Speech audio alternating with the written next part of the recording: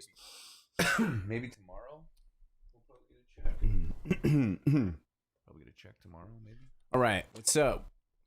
Welcome to the West Goats stream number 9, live, coming at you from the underground music station in Hood River, Oregon.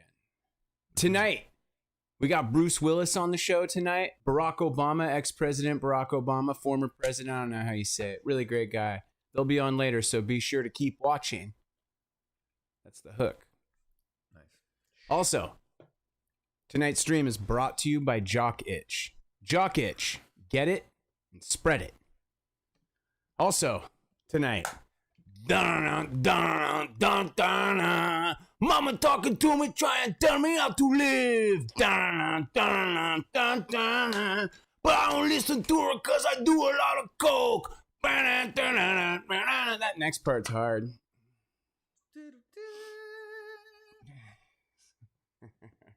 That's all I got. That's my intro. We're going to be doing band practice tonight. Get up in that mic. You know. Oh yeah, I mean? no, I was sexy, just waiting. I just want to hear that rest of that. Get that sexy, sweaty balls NPR voice going on. How's everyone doing today? Damn. Oh, no. Oh. Also, we're gonna be eating horse burger later on the show. That's right. Now, don't freak out. It's not actually horse. It's donkey, and it tastes just like horse, but it's not horse. We're not fucking monsters. Yeah. Speaking of horses, Roman, you're from here.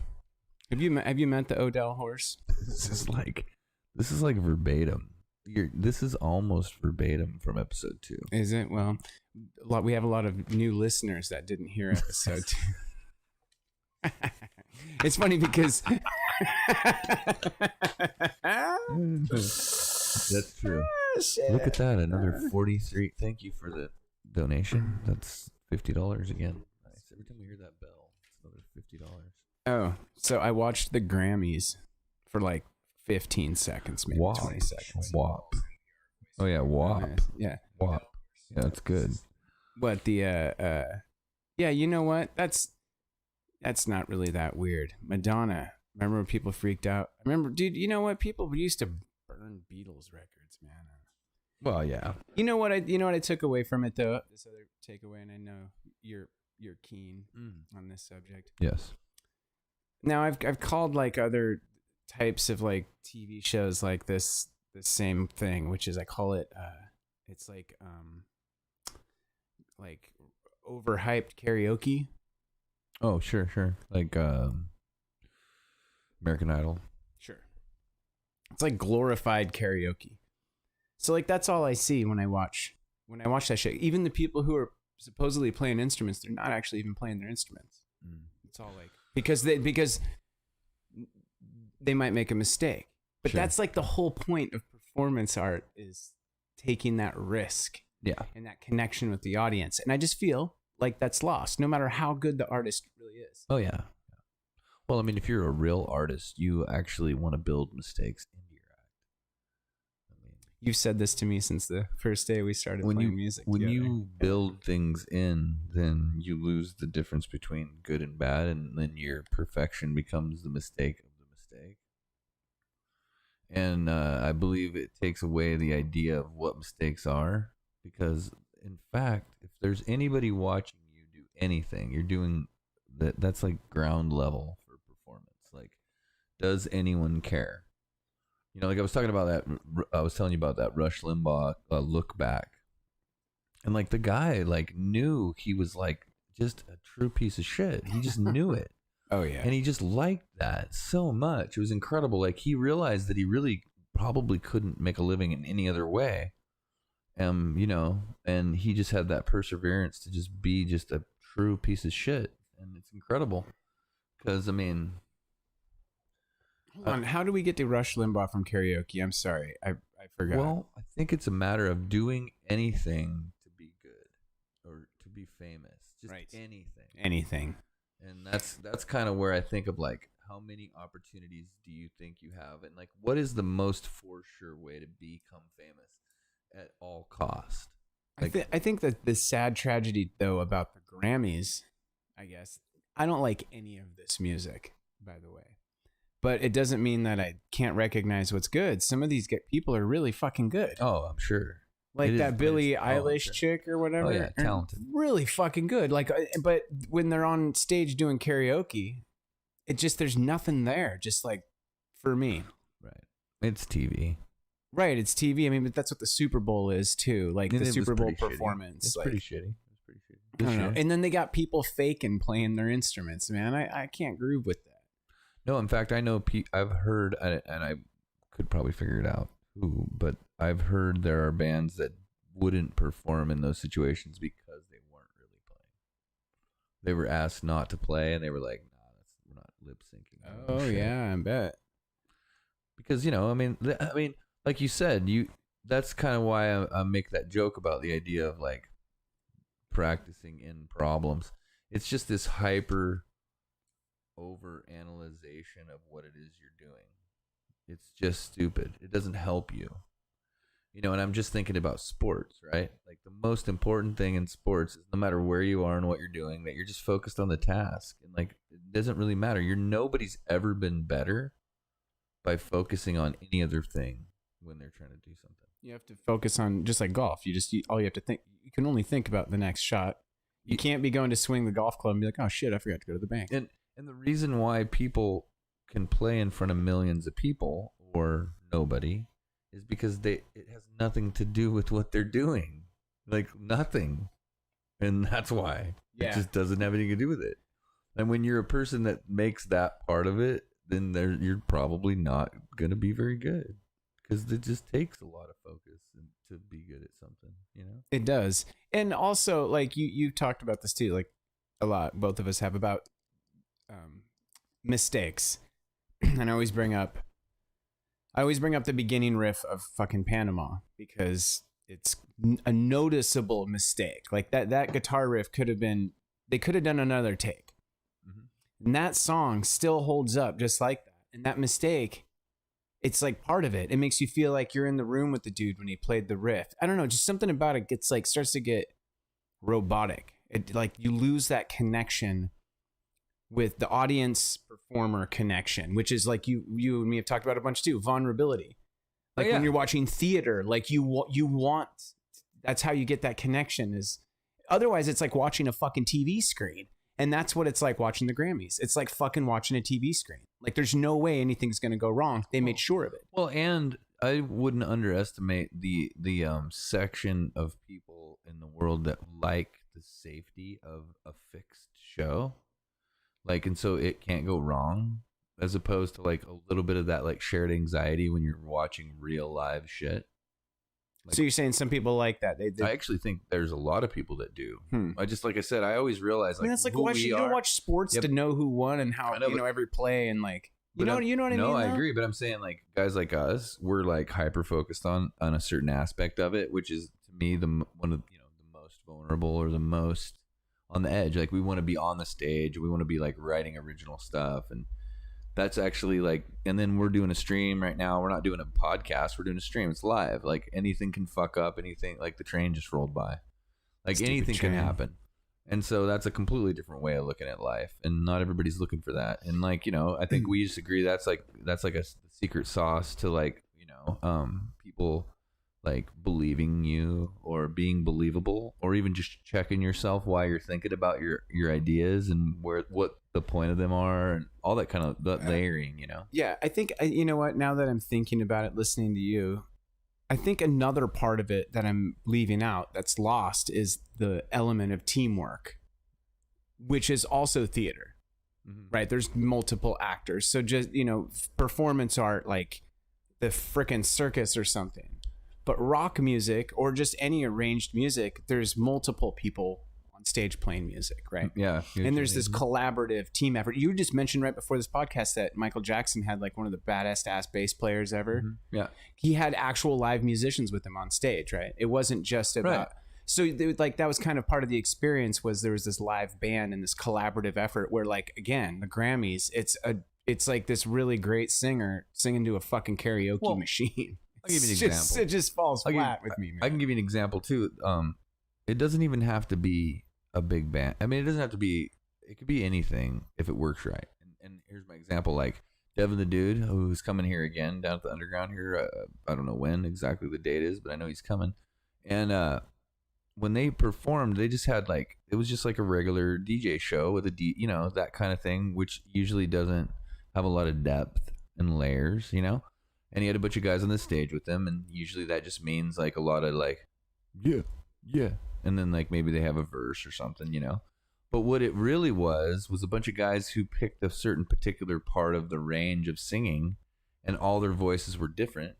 And then so they did all this like layering, and it was super instrumental, and the timing was fucking brilliant because they're professionals. Like so you're saying it was incredible. It was one of the best shows, if not the best show I've seen here. So you're saying it's kind of an example of that karaoke thing I'm talking about, but it worked. But you thought it worked, like there was an audience crowd connection. My idea, without my a collaborative concept of it is that it's not that hard to try that much harder to make it that much sicker. So you're taking the product they already have, and they're just not even trying.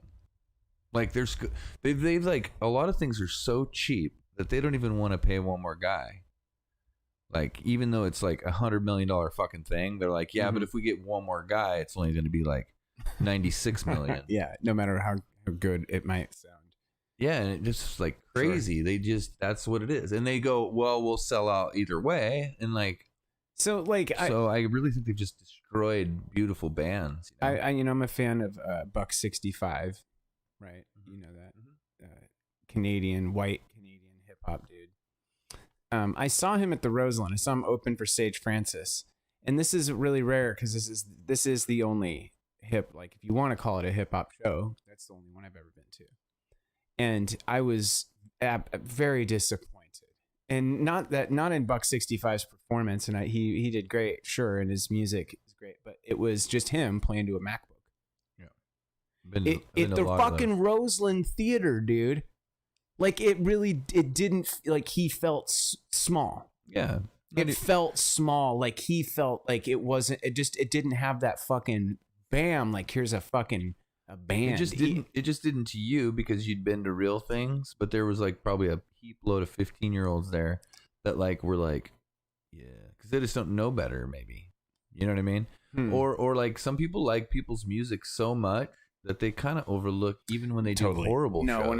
You're absolutely right. Like you just hit the nail on the head there, man. Like when I was younger, like one of my best memories of a Grateful Dead show is Oakland Coliseum, 1993. One of the worst shows ever. He like Jerry doesn't make any of the lyrics. He like bombs everything. And like, I mean, they always played well, but like as far as like songs went, like Jerry was clearly wasted. But in my memory, it was amazing. But I was fucking 14. Well, you were having fun. I was having fun. And just like you said, it was like they could have done anything. And I would have come away from that. So yeah, there maybe was some people at that Buck 65 show. But dude, you've been in it's the Roseland Theater. You're expected to have your fucking wig split, the stage, like peel the skin back off your face. And I was just standing up right at the front, like snoozer, bro. Yeah. It was a snoozer just because that karaoke shit just doesn't drop the same. Well, and I mean, we've done shows here before where I've done the sound and the guys wanted me to turn like their mics down. Like they asked me specifically. What do you mean? Well, like their microphones to match their already pre-made lyrics that are already on it. So I mean, it's not karaoke even. It's like they're just dancing to their own album they already made. Yeah.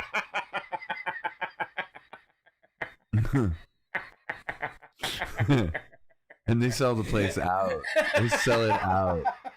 Oh my god! I made $800. I made $800 in 1 hour with those. They sold this place out. I don't know if I could look. I don't know if I could look myself in the mirror. I don't know if I did that. If I, I'd wake up like, yeah, like what the fuck? Yeah, it's crooked. Dude, they made more. They made more. I just had that was just my percentage. I mean, I guess if your heart's really in it, you know what I mean? Shit, who am I? Oh, man. Maybe he doesn't wake up all fucking Mr. Burns, because that's how I would be. Oh, I would. I'd be like, I got all the money, dude. The next morning, no, there was way more money than you guys just watched me dance to my record. They, oh no, there was like 10 of them. They'd split it between 10 of them. And then the thing is the way I look at it is like, we got to fuck with a bunch of kids, and they want to cause problems and lie. And sneak shit in and do stupid shit, and you constantly got to be on top of them, and then we got to have security, and like we don't legally have to have security, you know, like because it's just like a show that's over before curfew on a Friday night, and it's short, and the kids come, they pay fucking $20 for a ticket. They come in, they stand here for a couple minutes. Their parents really are the ones that gave them the money, and then they just turn around and walk out. Like some of them stay, a lot of them don't. So you get like you can get more people in here than actually holds it. It holds over the like a 3-hour process. Right. Yeah, I got what you were dropping there, and that's pretty clever. Sometimes they come back in, and they almost even can't get back in because it's just too full. Ooh, you know, they got to pay again too. Well, I mean, it depends on if somebody's at the door. Kidding. No, I'm kidding. But so last time we did one, we just did like 3 people on our staff. So it's a few $100 each. I was just thinking, I was imagining it all. You were describing it to me, and I was like putting myself here at the venue. Oh no, I've done it here by myself before. And I was just thinking, man, like, where's the fucking local girl who's like Cardi B? Well, that's what you know what I mean. So like, how come you don't find that kind of shit at a bar? So these are rappers. Well, I mean, do you know what I mean? Well, I mean, the pandemic's gone by now. It's hard to say what we might see. I mean, no, like, was that a normal thing though? Like, maybe I'm like, I live in my little isolated world. Is that a thing? Like, you walk into a bar or a club and like downtown Portland and like look up on the stage and see that shit? Like people slapping their asses off the floors and shit? I mean, I'm not just talking about the sexual aspect. I'm talking about the whole fucking theatrical package. Like, she's something else. I mean, I think like it's just could you imagine though? Here is what I'm saying. Like some kids walk into the door and look over at the stage like, holy shit, there's some girl on stage just like super hot doing crazy shit, but also just like crazy like wardrobe and theatrics and shit like that. I mean, for one, and it's just a night show at a club. Well, it's like for one, just like the minimalism of any like what we're talking about, like musicians right before this, and the idea of hauling stuff around. So I mean, when you do an act where a big part of it's that you're changing outfits all the time, then you're gonna end up with like a bigger budget for people to have to work for you and move that shit around, like Weird Al, as opposed to Gallagher, the guy that used to smash shit. He used to tour around and find somebody to go to the store and go shopping for him every time he did a show, you know. But so the DJs, the guys that they pop open a laptop and they can hit they can do longer shows because there's no like it's not really very physical. So they can say, oh well, you want to party for 5 hours? I can do that. So then they can. That's drug shit, man. Only people on drugs are gonna party like that. Yeah, I'm just saying. Well, not really, because so here's what I mean by that. So they're setting. So when they set up a wedding that's at 1 o'clock, and you show up there at 11. Yeah. I know, but when I show up there at 11 and I start doing stuff, then I'm learning sound or something, right? And then if you stretch that into like a daytime dinner time atmosphere, and then all the way through to like a dance party type atmosphere, it's real easy to get a 5-hour night out of that, pretty comfortably. Yeah. So I started charging like $100 an hour after that. Oh, I see what you're saying. So if you're there and it's 12 o'clock at night and like everybody there wants to party and they just start throwing you like, okay, well 5 people will throw $20 each at you. That's $100. Right. So. A band couldn't do that. No, not really. No. Plus you couldn't get everyone to agree to it. Right. You get tired, like you said. That's probably the number one thing is actually that everybody in your band's on board to keep going. Yeah. That's really where it's at. When Fish played, on 1999, the Y2K show, they played for like 11 hours or something. I don't really remember what they played all night. They had to have been on something, and it's pretty obvious in the videos they're on something. I wonder what it was. Trey's all doing this the whole time. While he's singing. Oh, yeah. Well, no. And I mean, you got to imagine, these guys planned this show, you know what I mean? Their entire career everyone was going to play a show that night. So Fish had been planning it forever. They were like, we're going to take 1 ketamine, 4 grams of mushrooms. You know what I mean? We're going to do 2 lines right before we hit the stage. You know what I mean? They probably had this whole plan.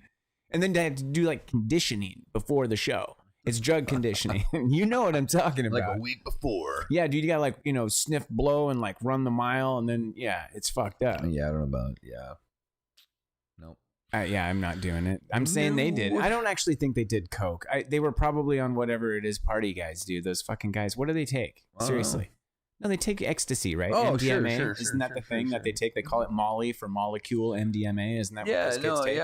No, I've never taken that shit in my life. That's like raver stuff. Right. But isn't that like what the crowd? That crowd takes that, doesn't it? Like Fish I tell crowd? everybody. Oh yeah, probably. Oh, I don't know. I'm pretty damn sure. My ego, when I saw people and how they dance and shit at those kind of parties, my ego wouldn't allow me to take that drug.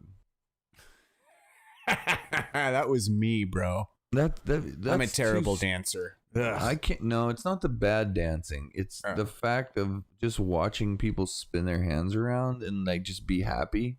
Mm-hmm. It just kind of. It's not my favorite thing. It's just not my kind of environment. You know, I've never desired to be at one of those big hippie things like that, like with a bunch of people that are nice to each other when, like, chances are we're nice to someone who's a complete piece of shit. Like, it's just, what does that mean? Mm-hmm.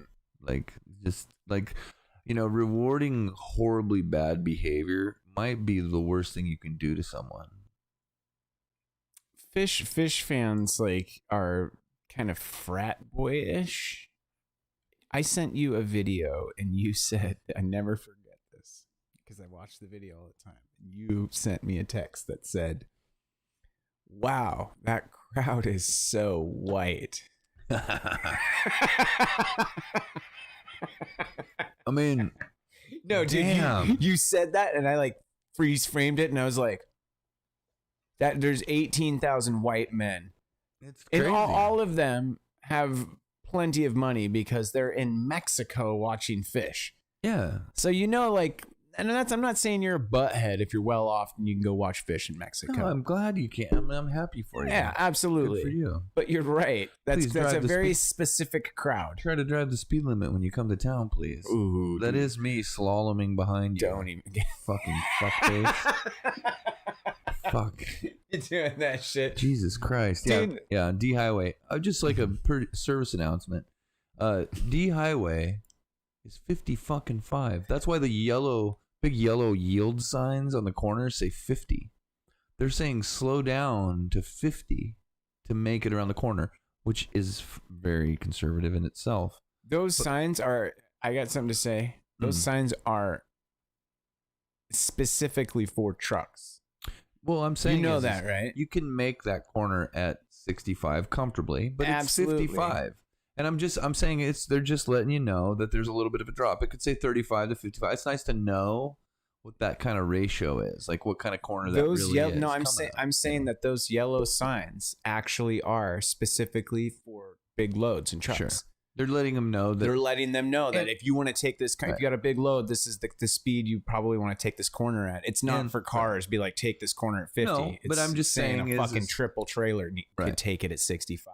There's just no section of the highway that your vehicle can't make it comfortably if you know how to steer, which is another scary part because for some reason people can't, like, it's like they've never seen like either movie with people driving or someone on TV that drives, maybe a race car. Like there's some really comfortable ways to go into corners and come out of corners really comfortably. Really good for tire wear. I was just gonna say that. Good for your gas mileage. You're not gas braking. There's some really good. I just think it's an unfortunate part of our society. How did we get on this topic? That I don't know. people don't just learn how to drive a little better. I mean, they just don't know why it's so challenging. I do it for a living. And everything you said was right on the money. The tire wear thing's huge, and I always say that to my wife because we see people with blown out tires. She's like, I don't get it. I drive like, God, I don't know how many miles I drive. I'm trying to think, like probably 2,000 a month or something like that. And I can't remember the last time I had a blowout, and that's because I do the same thing you just said. I don't fucking corner all hard. Like I know what my car wants, what my tires want, and yeah. It just seems odd to me that people don't have enough people in their life that will like just even nicely mention that they're fucked up, you know? Like in a nice way. You can say like, hey, you know, you just made my dinner basically, and I have to eat it right now, and there's a certain amount of trust there, and I just saw you drive here, and the way you drive makes me scared to eat your dinner. Well, I think people lose their IQ when they get behind the wheel. That's what I've always said. It's like really smart people all of a sudden become really stupid. Isn't that because they're doing something they are not smart at? Like they haven't practiced it, or they don't pay attention to it as a skill or something. There's some to that, or to like even having to like challenge to work the thing. But I mean, how can you do like a surgery and then not be able to drive? That's like, you just explain hit, that to me. You sound exactly like me. You sound exactly. Explain to me how a person can do a really complex thing and then not even over time be able to learn how to drive. I don't know. I don't know. Is it ignorance by choice? I don't know. I think it's a disrespect for the skill. Like I find people to be able to not do competent things because they have an arrogance towards what it is, and they continue to say like, "Oh, it's no big deal," even though it's like cleaning their toilet, and they really don't ever really do a good job. And you're like, it's just because you just keep saying it's no big deal, and like you never really once ever said everything's a big fucking deal. I don't have to be. That doesn't mean I have to be a bitch about it. It just means I want to do it right. Like our stream. Look at the cameras we have. Thanks, fans out there, for saying like I see you say how nice that looks. But we did a lot of work to like, and that's a lot of like not saying, well, that's good enough. You know what I mean? Yeah. Well, right. With driving, I think, God, I don't want to go off. I'm going to stop because I talk about driving. Are you going to say something mean about people who drive like shit? No, not really. I mean, I was just going to say, people choose not to give a shit, I think, because they have so much other shit that they're thinking about. I think especially more and more so now. Back, like, for example, you and me, we work on our cars, don't we? I mean, a little bit, if it's, normal shit. Some people don't even know how to change their own tire. They don't even have like a concept of how that shit happens. So for me, driving for a living, I made a choice to drive well, for example. And the reason I did is because I don't want to die. Right. That's kind of where I mean by the idea of taking it seriously. Right. That's exactly what it, yeah. It's crazy when people like really get almost, I can see them kind of get mad if I start to kind of want to talk about driving.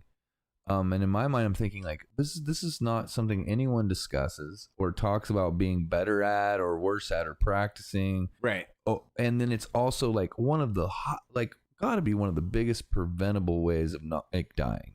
Like, yeah, like, you know what I mean? Like, I live on the road, so that's why I made a choice. I'm like, I'm not gonna fuck around. There's no I just want to get home, dude. Right. You know, and when you don't have a lot of money, you don't drive like people that do, because they just don't mind if their engine blows. I mean, like, yeah, I mean, I don't want it to, but it might.